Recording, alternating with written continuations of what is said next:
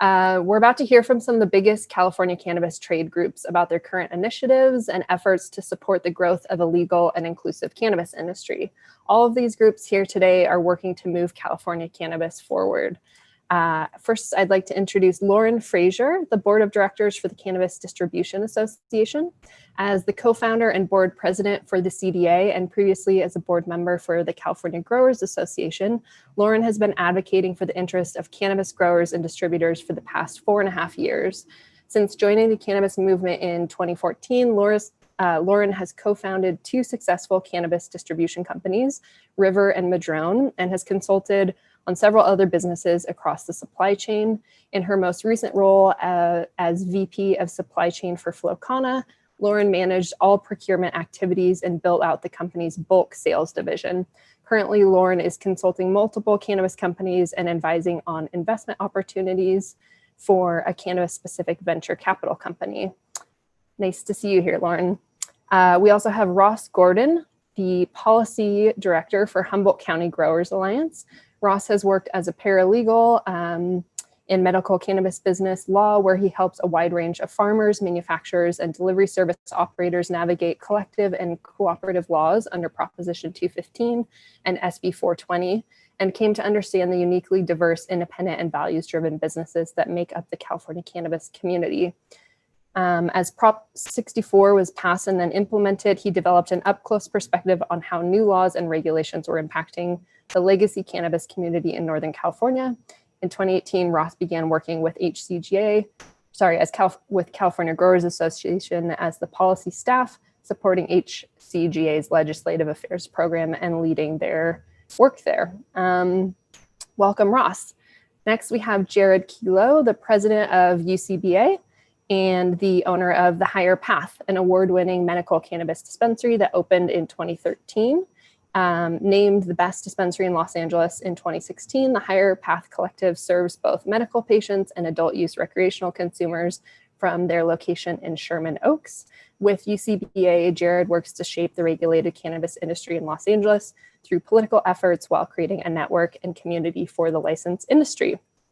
Next, we have Swetha Kaul, the VP and founder of the CCIA. Having been one of the first scientists in the legal California cannabis industry laboratory testing space, Swetha has more than a decade of leadership and technical experience from academia, the pharmaceutical industry, and cannabis testing. As the chief scientific officer at Cannabis, Swetha previously developed industry-leading analytical techniques and standards for quality and compliance while guiding the lab through several successful audits and accreditations. As a member of the CCIA Board of Directors and chair of the Quality Control Committee, Swetha has participated in developing and promoting key legislative and regulatory policies and is committed to legitimizing the cannabis industry through education and advocacy. Okay, next we have Kenny Morrison, the founder and president for the California Cannabis Manufacturers Association. In 2006, Kenny co-founded 2 well-known medical cannabis collectives in West LA and Venice Beach called The Pharmacy. In 2008, Kenny founded Venice Cookie Company, and his company is now known as VCC Brands, and it's a manufacturer and distributor of infused products, including top-selling beverage, the Cannabis Quencher. In 2012, he expanded to the state of Washington as Evergreen Herbal, assisting in the creation of regulations with the Washington State Liquor and Cannabis Board. While serving his second term on the board of the CCIA in 2016, Kenny founded the California Cannabis Manufacturers Association to advocate on behalf of the state's most ethical plant-touching operators. And finally, I'm pleased to introduce Khurshid Khoja, who will be moderating today's conversation. He's the founder of Greenbridge Corporate Counsel and is the chair of the National Cannabis Industry Association Board of Directors. Khurshid is the principal at Greenbridge, a business law firm founded in 2012 to represent legal cannabis businesses on regulatory and transactional matters. He's participated in legislative and initiative drafting, stakeholder meetings, executive agency outreach, and rulemaking proceedings in connection with California's cannabis laws and regulations, including Prop 64 and the Medicinal and Adult Use Cannabis Regulation Safety Act, as well as the Minority Cannabis Business Association's Model Municipal Social Equity Ordinance. So without further ado, Khurshid, we pass it over to you. Thank you all so much for being here. We really appreciate your time and energy. Great, thank you, Arya. Khurshid Khoja here. Thank you very much for joining us for this afternoon's panel entitled Building a Unified Voice for California Cannabis. Here's an overarching question, but one which I'm going to save, or actually two questions, which we're going to save for the end. First question is, how can trade associations better work together and present a unified voice? The other question is, what does a unified voice of cannabis look like for you in 2021? And again, I'm going to ask these questions at the end, but if our panelists would please keep these two questions in mind as you think about your answers to subsequent questions, I'd be grateful, and I think we'll all benefit from that. So, and forgive me, this is the first time I am moderating at Meadowlands, and the questions were graciously prepared in advance. There's a question about attitude of gratitude, which I really like. And so I'm going to go ahead and ask it, even though it's not one that I would have had in my own deck. But attitude of gratitude, what or who in the industry are you grateful for? Why don't we go in the order of introduction? So I believe, Lauren, if you would start, that'd be great. Sure. Yeah, I really like this question too. So the first person or people that came to mind for me, Tara Carver, the founding director of Humboldt Candy Growers Alliance, and Janine Coleman, founding director of Origins Counsel. I appreciate these two humans immensely. I've been working with them for many years in the industry and want to congratulate them on their great work on the Appellations of Origins Bill, SB 67, which just got signed by the governor.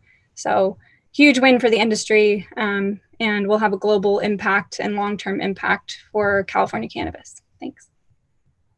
Great. Thank you, Lauren. Let's see. I believe next up is Ross. Ross, what are you grateful for in the industry? I love that question, Khurshid, and I also love that answer, of course, Lauren. I'm also really grateful, not just for Tara and for Janine, who really led that effort on really globally precedent-setting Appalachian legislation. Also, of course, the governor and Senator McGuire for that legislation and taking leadership on that. And really, I'm grateful for all of the trade associations and leadership on today's call, because I think actually SB 67 and Appalachians was a great example, to your point, Khurshid, about how the industry can work together. And that was, I think, a great example last year of the industry really coming together to support a common priority. So I'm really grateful for that. And also, I'm also really grateful just in general for the resilience of this industry in Humboldt County and elsewhere, both going through many years to come to this point and make it to this point through a very difficult licensing process that we all know way too much about. And also just dealing with all of the challenges this year, whether that's COVID or wildfires or everything else that we're seeing in our world right now. Great answer. And just for the record, although I'm looking forward to getting to know Janine better, I'm also a big fan of Tara as well. So just throw that into the mix. Jerred. Hey, thank you. What are you grateful for, bud?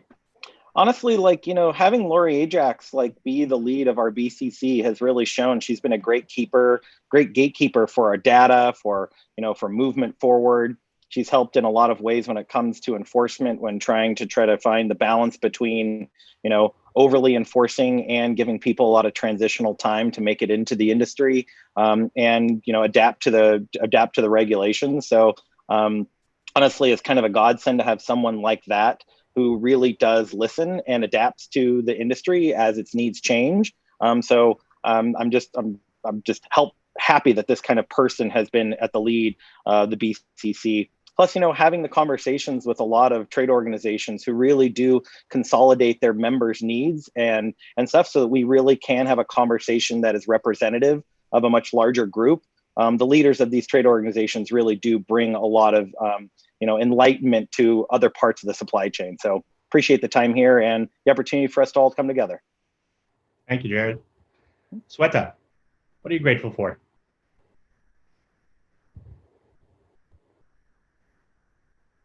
You may be on mute. Can you hear me now? Yep, now we can Anybody? hear you. Great, thank you. Okay, awesome. Thank you for your time. And, it might seem like a little while ago, but I'm thankful of the long way that the industry has come from all of the stigma against it, and then being declared as an essential business. I mean, I feel like that's, even though it happened a few months ago, I think that's something to celebrate, that it's recognized as, hey, we're essential, like we're here to stay. So I think I'm thankful for that. And, you know, while we're mentioning bills, obviously the appellations is really great. I think another really crucial bill that got approved was AB 1872, which was for the suspension of the tax for 2021. I feel like that's going to have a huge impact on the industry. So there's a lot of things to be thankful for. You know, the governor just signed a bunch of cannabis bills. I'm sure we're going to discuss it moving forward. But I think this idea of everyone coming together, I think there has to be a recognition of all of our specialties, but then also understand that there's more in common than we have separating us, and try and focus on those things and then figure out all the little details along the way. Thank you. Last but not least, my buddy Kenny. Kenny, what are you grateful for?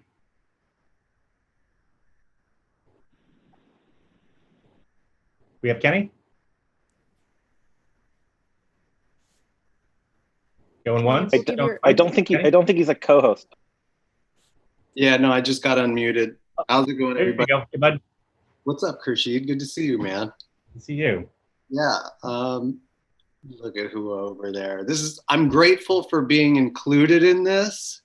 I'm grateful that this guy put this together. I'm grateful for the time, you know, he came over to my house a couple years ago and hung out by the fire, and we got to connect a little bit. And I'm not grateful for the fact that him and I haven't been able to get together in person since, but just in general, I'm just, you know, I'm happy and grateful that, you know, we have a forum like this to collaborate in, and, you know, the adaptability, the resilience, like Ross said, of the industry in general. And we got so much work to do, and it's just, I'm happy to still be here.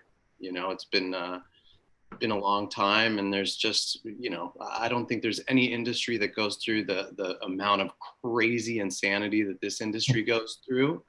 And True. For us to look at this big panel of all these people and really be like, wow, I'm happy I'm still here. It's insane. You know what I mean? It's insane what we all collectively go through to kind of take this to where it needs to go. And it's, you know, we're still in the early chapters of the book. So I'm just happy to be part of telling this story with the rest of us and our whole community. And I'll add at the end that I'm grateful for all of you helping to make history, to build the regulated industry in California, and all of your dedication and commitment over the years. I've served with a number of you on other boards and other organizations as well. Was on the board with Kenny. I was a co-founding board member of CCIA and their general counsel, and just think very highly of everybody on this panel. So thank you guys for all of your contributions. Let's move on to the next question. We talked about some of the things that passed this year, and we'll come back to that for sure as well, because I want to talk about kind of how we collaborated and how folks were able to get that desired result. But before we get there, let's talk about priorities for 2021. Actually, sorry, I'm skipping the question. I actually do want to ask this question. What are some of the biggest challenges we've overcome and the swings our industry has been through recently? So we talked about getting the appellations bill passed. We talked about tax relief a little bit. We talked about the banking bill was also signed in California as well. And so, when we think about some of the biggest challenges that we've overcome so far and what we've been through recently, can you pinpoint some challenges where everyone has really kind of circled the wagons and come together and address that challenge? Probably something within the last year, of course. Can you give an example of that you're particularly proud of? Lauren?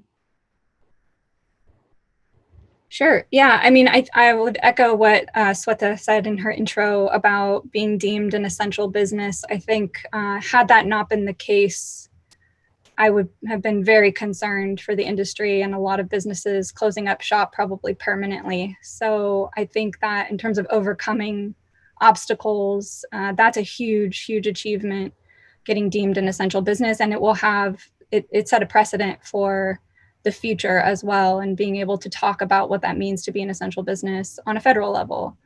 I think, one of the questions that's maybe further down the road around COVID specifically, it also exposed what I think was an unhealthy behavior that a lot of businesses, that we were kind of on this train of a lot of credit being extended. So we had this AR bubble that completely burst when COVID unfolded. And out of that, the silver lining was a lot of stepping back, slowing down, and better financial management practices being formed by companies who realized that, you know, living off credit is a little dangerous when all the musical chairs stopped and got pulled away. So I would say COVID being deemed an essential business was critical, but also the learnings that came out of that process.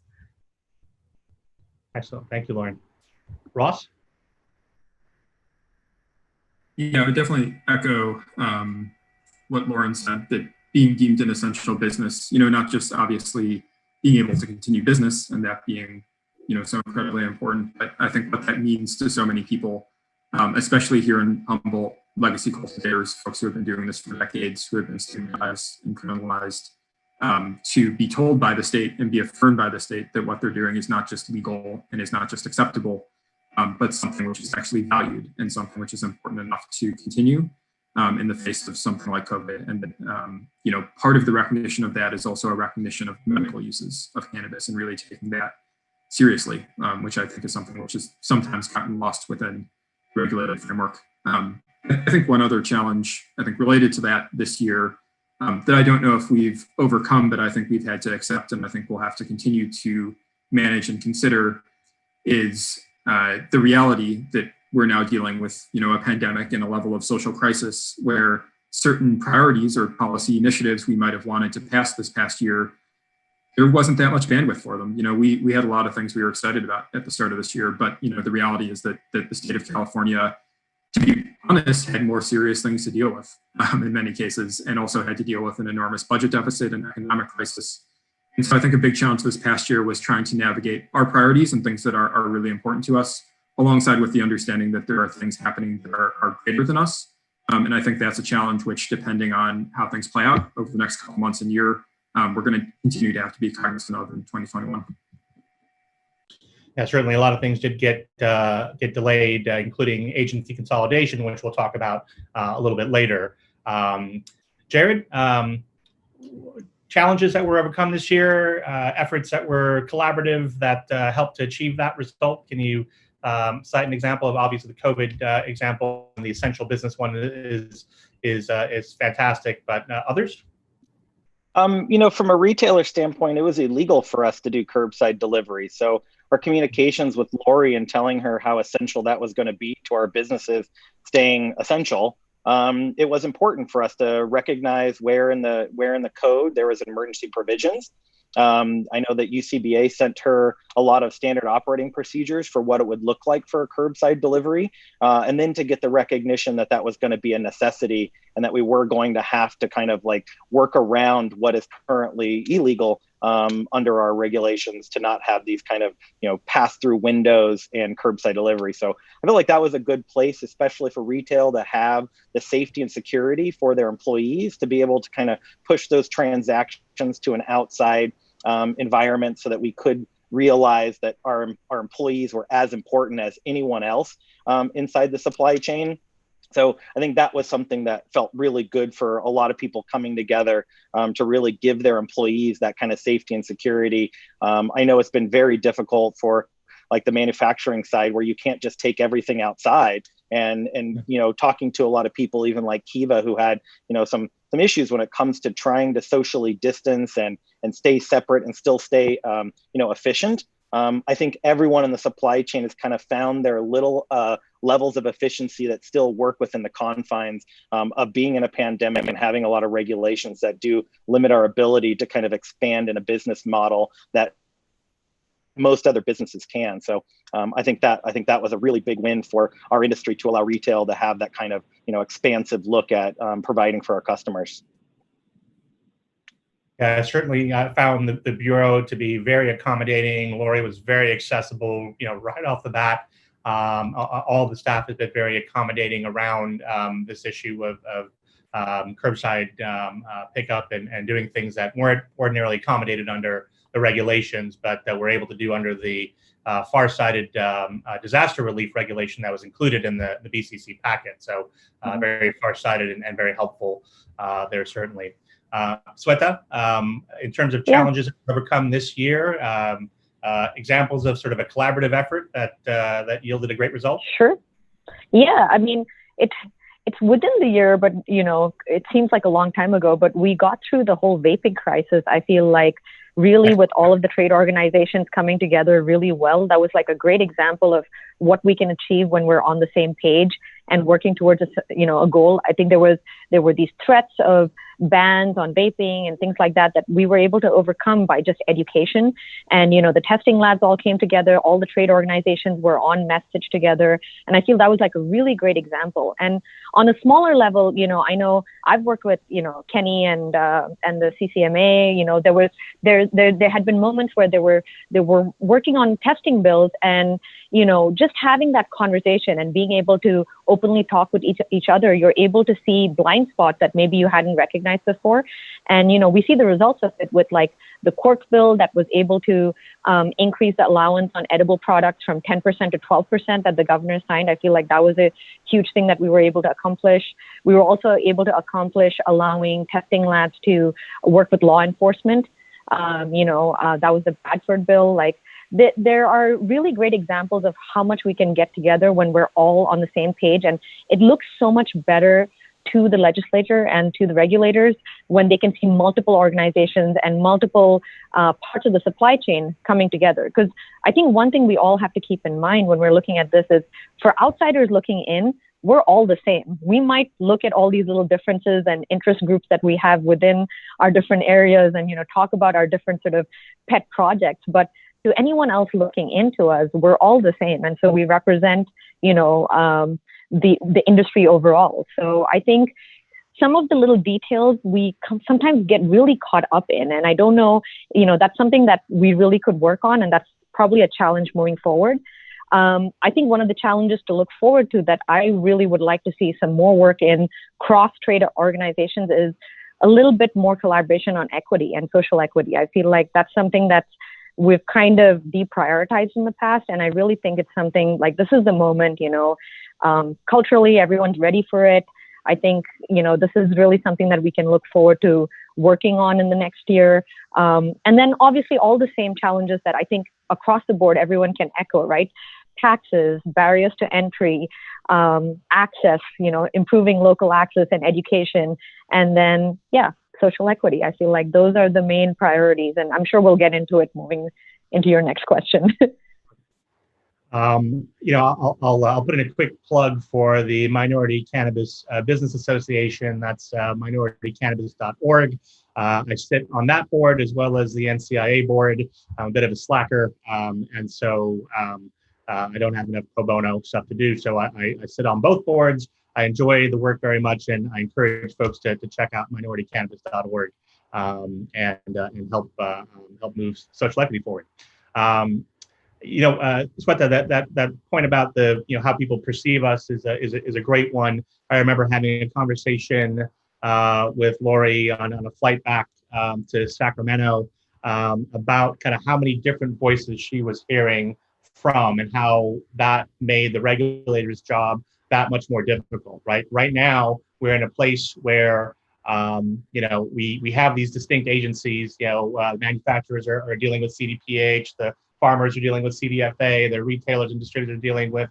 That's all going to change. It's all going to become one agency again, right? And so this sense of perception, I think, is an important one, and one that, again, regulators and legislators do want to see a unified front. They don't expect everyone to be in the same organization, but they certainly, they are interested in kind of knowing, where the consensus lies, right? And so I think that's our job as advocates to ensure that they understand, like, hey, we may be coming to you from different organizations, but here's the consensus. So that being said, Kenny, I didn't let you answer this question though.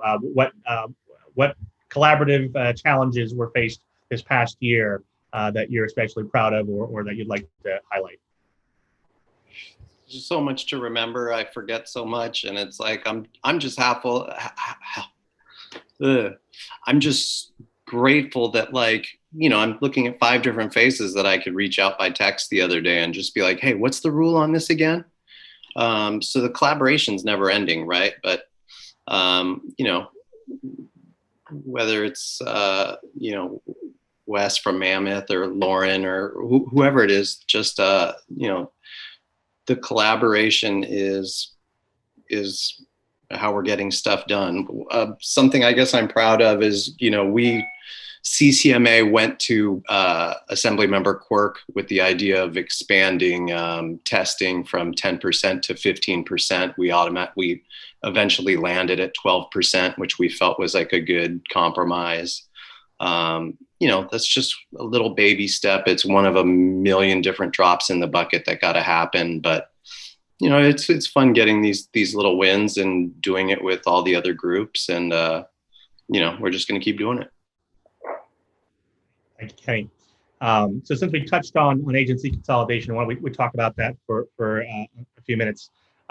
So as folks may be aware, the governor has called for the 3 licensing agencies to be consolidated into a single Department of Cannabis Control. It was going to happen this year, but because of COVID, it got pushed off. So it's going to happen next year now. The Bureau of Cannabis Control's Cannabis Advisory Committee is already having discussions on what you know, those rules should look like, how the different sets of regulations should be harmonized. There are important differences that need to be harmonized. There are some ways to streamline things, perhaps, that need to be considered. But all that being said, what does agency consolidation look like from your association's perspective in terms of the 3 agencies? And then what are your top 3 priorities for the rulemaking that's going to ensue from the formation of the Department of Cannabis Control? Lauren? Well, distributors, we primarily interact with the BCC already. So from our perspective, agency consolidation is under the BCC gives us a lot of confidence. I definitely, you know, feel that we've been on hold in terms of being able to see regulatory changes for a while, and pushing consolidation out a year has meant that we have to wait longer to see even simple changes come out. So we're really looking forward to the public comment period of being able to see these consolidated regulations and be able to address them. Our priorities, I mean, we have like kind of 3 pillars of legislative priorities, which I can get into. On the regulatory side, our priorities are a little bit different. Some things as small as not having to print COAs, being able to have digital COAs, a lot related to metric adjustments, API performance. Trade samples is a huge one. So addressing trade samples, and protecting privacy in relation to disclosure of financial interest holders and which people need to be considered financial interest holders. So kind of loosening that regulation a bit. But on the legislative front, do you want to get into those priorities, or were you asking specifically? We'll do that on our next question. Okay. For now, let's focus on rulemaking, and then that'll be the very next question is legislative priorities. Sounds good. I'll pause then. All right. Thank you, Lauren. Great. Ross, what are your priorities for rulemaking for the consolidated agency? And what is I'm glad I get to go after Lauren, because I basically agree with everything Lauren says. I would agree with Lauren. I think we need more details and more, we just need to see what it looks like in terms of what agency consolidation is, like the nuts and bolts of it. I think one sort of consideration that from our perspective is we understand, you know, the reasons why consolidating agencies is more efficient, and a lot of parts of it make sense. We also want to make sure that the agricultural knowledge that's in CDFA is not lost during that transition. So the regulation of cannabis cultivation by CDFA was really a pillar of the framework initially for, you know, not just HCGA in particular, but for the organizations representing small legacy cannabis farmers, and the recognition that cannabis farming is farming. So consolidation itself is not, I think, necessarily a threat to that. There just needs to be consideration of how does that affect things from an agricultural perspective? And also programs like Appellations, which have been developed really in CDFA with expertise and a multi-year stakeholder process with CDFA, making sure programs like that are not taken away from the areas that have the expertise to administer them. In terms of specific priorities for regulatory consolidation, I think it is, first of all, really exciting that we get another crack at these regulations, regulations that were really developed, in a very speculative way, not really understanding, just because we couldn't know yet exactly what this industry would look like. And now we have some experience to really have a discussion about whether these regulations are working. And so I'm hopeful about the process. Maybe to sort of the theme of this discussion, Lauren mentioned trade samples. I think trade samples are very much a priority for us as well.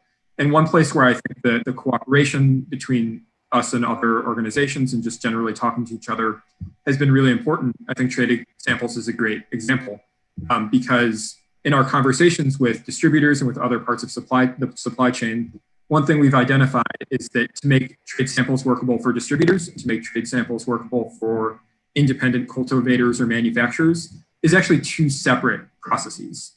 And both of them should work, right? Like all parts of the supply chain should have access to those trade samples, but we need to talk to each other to understand that may not always look like exactly the same thing. So I've been really grateful for that collaboration on that point.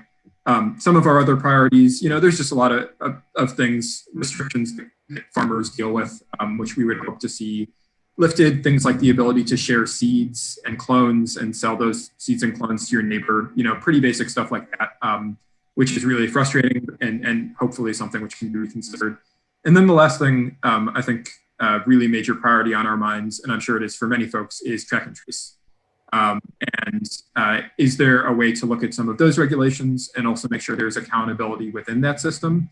So that system is functioning in a way which is going to provide, good information to regulators and the information that they need to hold folks accountable, but isn't creating a burden on licensees, which is unnecessary, particularly for small farmers who are now being asked to input a lot of data, which may not be necessary. And I'm sure everyone has their own track and trace horror stories, but particularly for small farmers, I know it is a major source of frustration. So would hope to see that reconsidered in this process. Great. Thank you, Ross. Yeah, certainly endorse the effort to get trade samples normalized under the regs. And also, to Lauren's point, the financial interest disclosures are a big bugaboo for a lot of companies, especially given if you're regulated by the BCC and you have that look through in the regulations beyond your owner, beyond your financial interest. You got to go above one level, and then you got to disclose. It just goes on, especially if you're a private company and you don't have that 5% carve out that public companies do. So at least they can stop somewhere and make that a little bit more reasonable. And it creates a lot of work. So thank you for that, guys. I think Swetha Jerred is next on that question. So top three priorities for the upcoming rulemaking for the Consolidated Department of Cannabis Control. Having the consolidation is kind of interesting because we keep talking about how regulators would like us to talk with a common voice. I think we'd like the same thing from regulators. And so now that they will have an overseeing kind of, executive director of the entire, 3 organizations, I think we'll probably get better information. There'll be better definitions. I think definitions of even what gross receipts are, or, a lot of the definitions that per regulatory agency might have nuanced differences to them, thus leaving us kind of in a confused state of which definition do we really stand by. And it kind of leaves us all in a place of we're kind of taking the definition that maybe best suits us, or from their kind of standpoint, they make the best definition that best suits them. And that leaves a lot of insecurities. And so I do see this as an opportunity for us to now hear from them and have them communicate with each other so that they do come down with a common language. And that's what we want to do too. We want to make sure our priorities as an industry are pushed forth and that those common priorities amongst everyone in the supply chain are really known. And so some of those things, some of our kind of focuses on for regulations is retail expansion is probably one of the most important things we can do to expand this industry. And local control has taken over. And now we kind of need to look at this as, is local control going to keep delivery out of our localities? And what does that lawsuit really look like? So we are going to have to start looking at some regulatory changes that do give us the ability to make sure all these products are accessible to everyone. So that is a big kind of piece for a retail trade organization like ours, to really make sure that expansion is quick and has good growth potential. Because right now, seeing 4 or 5 new dispensaries come online per month does not equal expansion for an industry that's used to 5,000 to 10,000 retail locations before 2018. So we're really far behind in that kind of standpoint. Let's talk about trade samples. I mean, it's really clear amongst consumers that close to 70% of their decision making is made by a suggestion from a bud tender. Now, if that bud tender does not have the proper information, education, or even the sales pitch that is there, that marketing departments go into to make sure that they're meeting the demographic that they're trying to sell to, we really have to have these trade samples be able to go from a B2B sort of kind of way, so that these workers have the foundation for what products they're selling, why they sell them, and then kind of the efficacy that they feel is embodied by that brand. And so all that stuff is so important. And if we just leave trade samples out, I think we're missing a really big opportunity to educate the consumer through our employees. And so that is a really big one. Testing standards. I know we've been talking a lot with a lot of the labs in our organization and trying to make sure that there is kind of a minimum standard. I think what we've had now is we have these kind of guidelines, but I don't really want to race to the bottom when it comes to, let's make sure we take our product to the lab that has kind of the lowest triggers for failure rates. And so I think there would be a better understanding from everyone in the supply chains to know that there is kind of a minimum standard. I would hate to kind of push labs to kind of push out more capital to buy new machines to make sure they meet these minimum standards. But I think there can be kind of a transitional period that shows that we need to at least look at what are these minimum standards and what are the trigger rates for failure, because there's a lot of confusion inside the market, and a lot of people, especially when it comes to manufacturing and producing and cultivators, it's kind of like, where do I take my product to make sure I have the best opportunity to make sure this product makes it to the market? So those are all just things that I think will solidify some security by our industry to feel like they know what tomorrow is going to bring when they attempt to bring products to market. Yeah. Thank you for that, Jerred. And certainly, again, sounds like there is consensus around trade samples. You can't sell what you don't know, and so businesses need to have access to those samples without violating the regs. Swetha, top 3 priorities for rulemaking for the consolidated agency.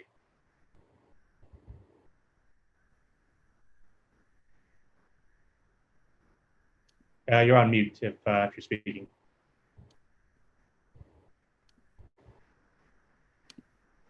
Uh-oh, did we lose Swetha? Hello, can you hear me? There you go. All right. Yes. All right. Awesome. Consolidation is going to be a challenge. It was going to be a challenge even before COVID. And now in terms of COVID, it's even worse. I think some of the concerns that everyone else has is there are statutory timelines that are placed that I think it's going to be hard for local jurisdictions and local agencies to meet. And it's something that we have to keep our eye on. So I think it's going to take work from all of us, all of the trade organizations coming together and kind of reporting on what's happening in local areas, what's happening within your membership, because this is something that it's going to be bigger than we realize in this transition, and there's going to be inefficiencies. So I think one of our priorities is definitely keeping an eye on exactly what's happening on the ground. As far as the CCIA is concerned, there were 2 major things that we were involved in starting from last year, and I think we're going to keep pushing forward. Coming to Jerred's point about testing standards, one of the things that was in the budget was a resource lab for the BCC, and that's something that we support and advocate, and I think we will continue to advocate for. I think most other industries always has some kind of state or federal lab that kind of is a standard maker that you can compare everyone else to. You can check and you can do audits, things like that. And I think that's something that we can all actually work on together. And it sounds like, it's something that it should be a priority. And I think that could be a really good one that everyone can come together on and make sure that the BCC gets the resources it needs in order to set up this resource lab. The second thing that we had been working on as far as consolidation was, we tend to look at law enforcement or enforcement against the illicit market kind of a little bit carefully. We don't want to go back onto war on drugs, and especially without expansion, without retail expansion, without access, we don't want to step into that territory.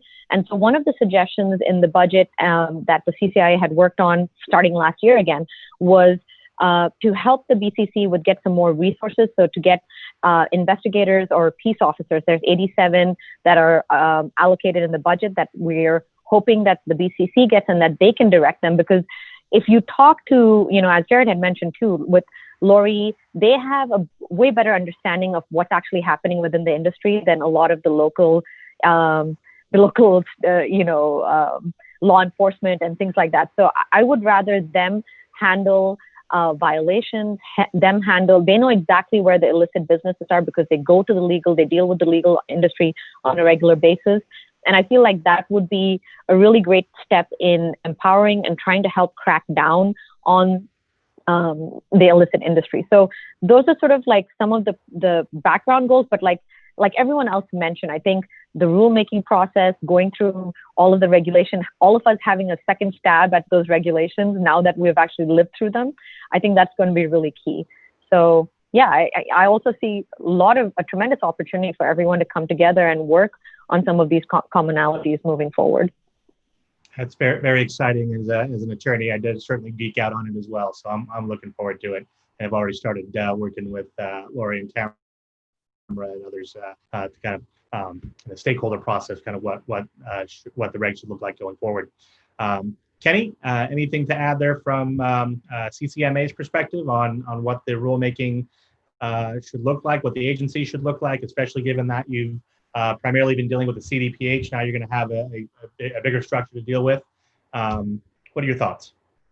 Well, I mean, I don't know if CCMA primarily deals with CDPH because, a lot of manufacturers are self-distributing, or a lot of manufacturers, if you're a co-packer, you want to be able to certify the product you make. So you're kind of required to have a distribution license, right? So, from a manufacturer-centric perspective, sometimes we have opinions on distribution, and that's when we reach out to Lauren and some good people like that. I think in general, CCMA is most issues that I can think of off the top of my head are more kind of on the legislative side than the regulatory side. But to contradict myself, we just ran a second bill in tandem with Quirk that the governor's office vetoed. And that was the bill that takes a new interpretation or a new definition of final form, right?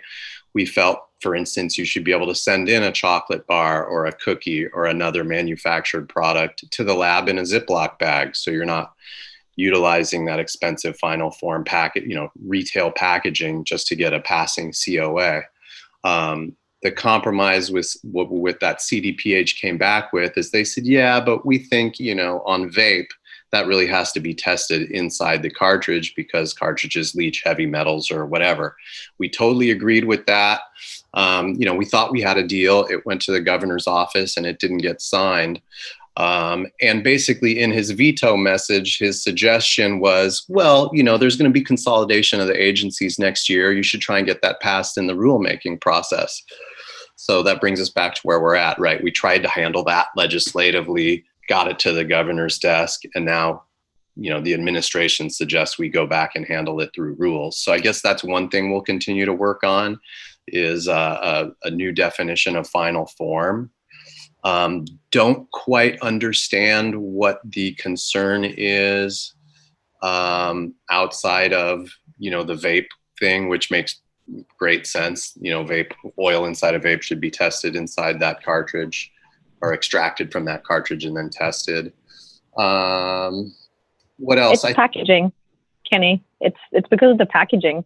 Most other industries have standardized packaging, and we just don't have enough studies on packaging. So I feel like that's where it comes down to, right? Even foods have oils in them that can help leach stuff.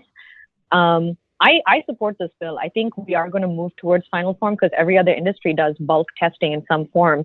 But maybe we have to work on it with some kind of standardization with packaging. So I think there's a way we can go forward with it. But like you said, baby steps, right? So they've given us a direction, and then we can probably just keep working on it. Yeah, I love that you stepped in. Can I ask you a question? If, Yeah. Before we go, just because I want to be mindful of time, and unfortunately, I also have to moderate another panel at another conference at 4 o'clock.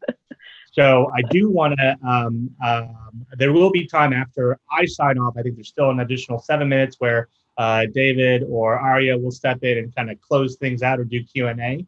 But since I know I'm going to have to go in the next 9 minutes, if you guys would indulge me, I'd like to ask that first question over again. And then maybe let's weave in our responses on the legislative priorities into that, into the answers to that question, right? How this is going to shape up for next year in terms of what your priorities are. So just to remind you guys again, the overarching questions are: how can trade associations better work together and present a unified voice? And what's a unified voice of cannabis look like for you in 2021, given your legislative priorities, your top 3 legislative priorities? So if you guys would indulge me on that, and I apologize, Swetha and Kenny, I know you were just about to get into a group there, but let's finish that out, and then let's return to that subject if you guys don't mind. Great. So Lauren, given legislative priorities, what does a unified industry look like in 2021? Well, I think to put it simply, it's hashing our shit out outside of the Capitol building, getting alignment and real working groups outside of the legislative circles, and then coming into those conversations with legislators and their staff with collaboration. We've already talked this through with these other groups, and here's our consensus position. I think there's a tendency to, we're all membership-based organizations. So we're all concerned about maintaining our members, and that drives a different motivation, which is taking credit. And when we can step back from that as a primary motivator, and I'm not saying that any one of these organizations takes that approach, but I think in general, that can be an underlying motivator, even for the lobbyists who represent us at times. If we can, and I love our lobbyists, and we need them, and they're fantastic. But when we step away from taking credit and focus on what can we all achieve together, and I think we have several years now of realizing that when we have been fighting, we are not successful. So as much as we can hash out outside of the building, share in the advocacy efforts, and also share in the successful outcomes. I would like to talk about our legislative priorities, but I feel like we're limited on time. So, like I said, we will have some time after I sign off for you guys to do Q&A and return to some of these questions, because that is a very important question. I hate to skip it, but again, that's what I'm trying to nest it into this question about what a unified industry looks like. I love the idea of joint briefings with all the trade associations going to legislators and saying, here's how we feel about the issue, and here everyone's here. So fantastic idea.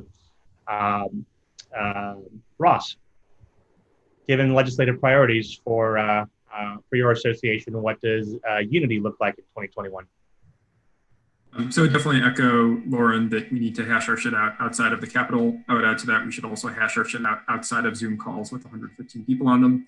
So I look forward to speaking with all of you and talking about our different legislative priorities. And it's just a process of working together. And there's definitely lots of issues like taxes and hemp and agency consolidation and regulations. Obvious issues which are going to be issues in 2021, and they're all complicated, and I'm excited to talk with folks about it. Thank you, Ross. Jerred? I think we need to find where our commonalities are. I think too many times we look at our differences and point at them and then try to make those the reasons why we don't come together when there's so many reasons why we should. I know we have common goals like, lowering taxes and reducing the barriers to entry and increasing the size of our industry so that, we can take over that 70% of the illicit market that isn't paying taxes so that we can, find some way to compete. Because I don't think getting rid of the illicit industry is anyone's main goal, because we know the war on drugs just doesn't work. And so how do we find the competitive nature? Because it's not us in the legal industry that are competing with each other.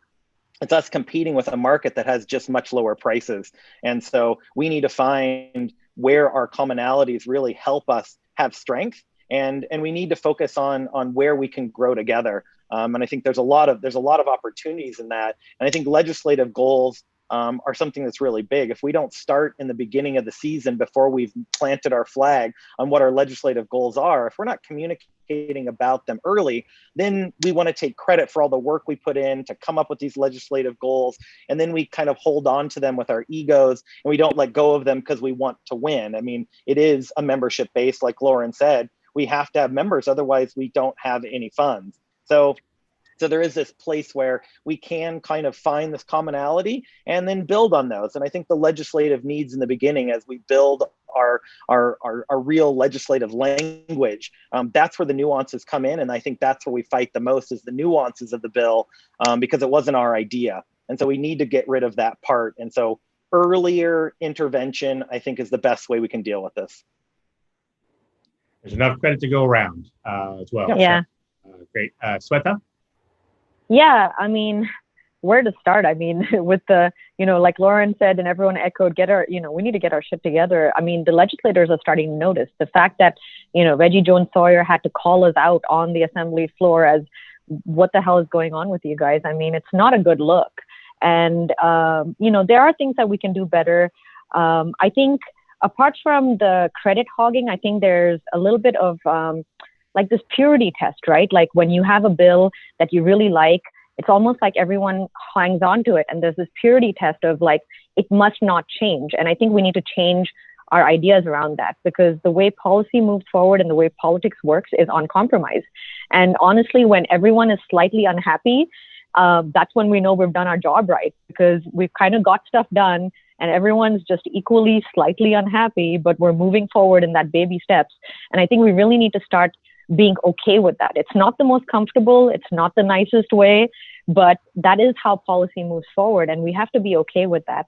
Coming back to us as trade organizations, I think, I would like to propose, like, and this is something we can have a conversation going forward, but I feel like we need to have an internal code of conduct amongst us where we agree to this. This is, every other industry, major industry has this, the alcohol, tobacco, whatever.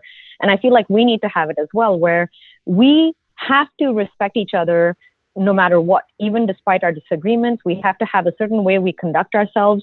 Our first instinct should never be to go to media or social media. We should be able to have a conversation, even if it requires mediators. And I feel like that's something that would really help us all out moving forward.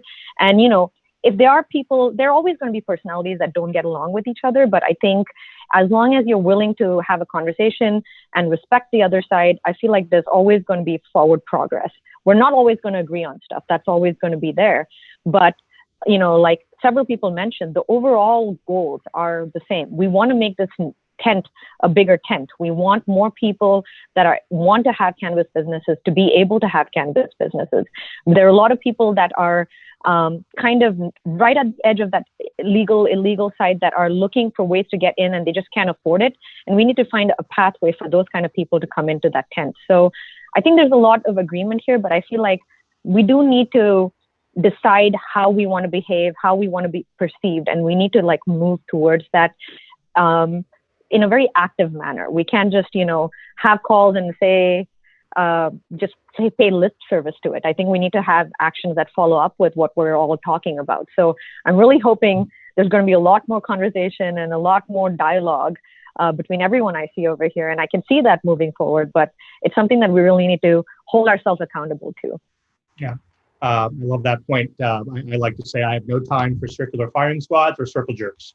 Neither one. I'm not interested in either. So, Kenny, you get the last word before I have to sign off, and then Arya will take over, or David will take over for me.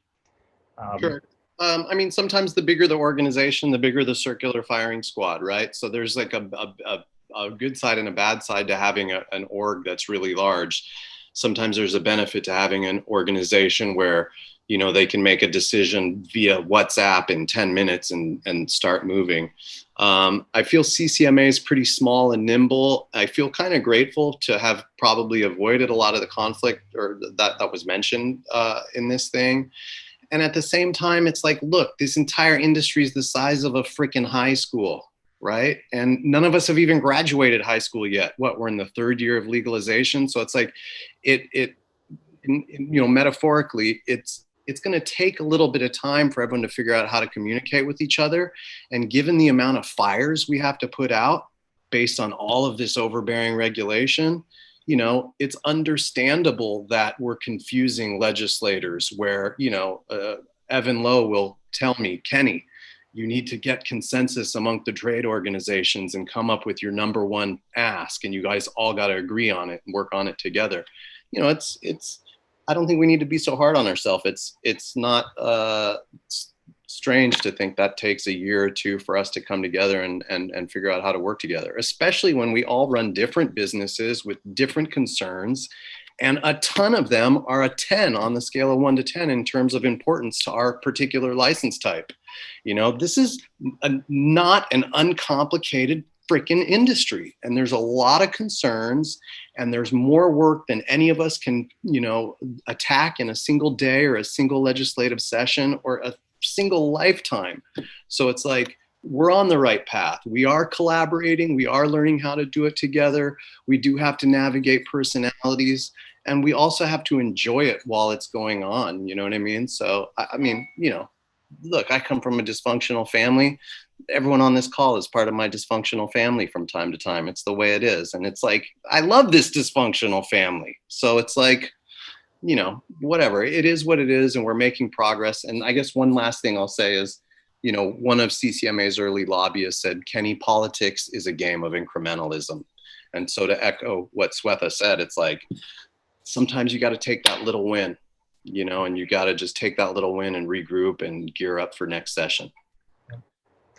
Well, thank you guys. It's been my immense pleasure to get to moderate this debate and to talk to all of you. I'm going to sign off now, and I'm going to, I guess Arya or David will hop on and take the panel home with any last Q&A. So Thank you guys very much, and I look forward to working with you next year. Thank you, Khurshid. So yeah, we have a few more minutes here. You know, the final closing thoughts. We're opening thoughts essentially if we're, you know, coming together and working through this deadline of July 2021. You know, maybe an intention around how we get there and what we need to do. So leave it up to you guys though. Feel free to round robin, whoever feels compelled to. I'd love to talk about tax reform, if that's not a For 3 minutes, you want to talk about tax reform? Yeah, but go for it. Throw it in there. Well, mostly because CDA recently took a position on our most recent board meeting which is a new position for us. So just want to open it up there, throw it out there, which is to advocate for shifting the collection of excise tax to the point of retail. So big position for distributors to take, and that was voted on, approved by majority vote. We did not talk about, we talked about cultivation tax as well, but we didn't take a formal position on it. So I want to share my personal perspective on what might be an opportunity to start a longer dialogue, which is, I think, you know, my personal perspective is we should eliminate the cultivation tax and consolidate it into the excise tax. That would mean that we would be increasing the excise tax to offset that. And I know that's a controversial position to take when the whole industry is talking about reducing taxes. But I think we also need to talk about taking those incremental wins and recognizing compromise and what is a viable outcome. Lauren, So, can I throw an idea at you? Please. And, I think we probably already kind of back channeled and discussed this through different people, but just by moving the point of excise tax collection to retail, you are increasing the excise tax because there is no longer the 80% average markup price. It will now be taxed at the actual markup, which far exceeds 80%. Therefore, you can offset the loss of cultivation tax just by moving the 15% excise tax to the point of retail, right? And if retailers can be trusted to collect and remit sales tax, why the hell can't they be trusted to collect and remit excise tax, right? So it's like right there, I love hearing that. And I think you and I are on the same page. So I think what we need is like really thorough analysis on understanding what is the equivalent amount of percentage. Is it 3%? Is it 2%? What is the amount that we would be getting rid of in cultivation tax? What's the equivalent amount of excise tax? And with both of those two shifts in mind, like we need analytical minds to bring the data so that we can have a real discussion where that's tax neutral from the state's perspective. Yeah, and I think or even a net positive from the state's perspective. And someone who we can probably reach out to is Jerred, if he could tell us what UCBA's members' average markup price is across cannabis and infused products from the retail perspective. Because, in my experience in selling products to retailers, they mark it up more than 80%. For sure. I mean, right. You need to because of Internal Revenue Code 280E. So, yeah. That too. It's also the cost of doing business. I mean, the rents and wages in Hollywood are a lot different than they are in Fresno. So, I mean, like that's just sometimes it's cost of doing business, and sometimes it's the demographic you're trying to attract. Sometimes perceived value is a price code that people want. A $75 eighth, maybe everyone buys it just because it's $75. But and even also discussing with Nick Maduros and why it was even at 80%, it was like, well, you guys have a lot of discounts, you have a lot of dollar joints, you have a lot of buy one get one for a penny. We took all of that into account. We tried to use those as the outliers and not changing, because yes, if you have a wholesale price of a penny and you sell it for a penny, there's no markup. So there are a lot of things we need to deal with when it comes to CDTFA and the definition of gross receipts, so that we can all be on the same page and know what we're dealing with. This is great. I really appreciate those thoughts, and I'm sure we're going to get together again to dive in further. We're going to move into our next session. Does everyone just say thank you for everyone to join here? Unless Ross, I didn't have you didn't chime in there. Do you want to say anything? Sorry, I didn't want to leave you hanging. No, just really appreciate that conversation, and would just echo Lauren that I think elimination of the cultivation tax is a great thing to work towards, and seems like there's a lot of details to work out, and very excited for everyone to come together and talk about it.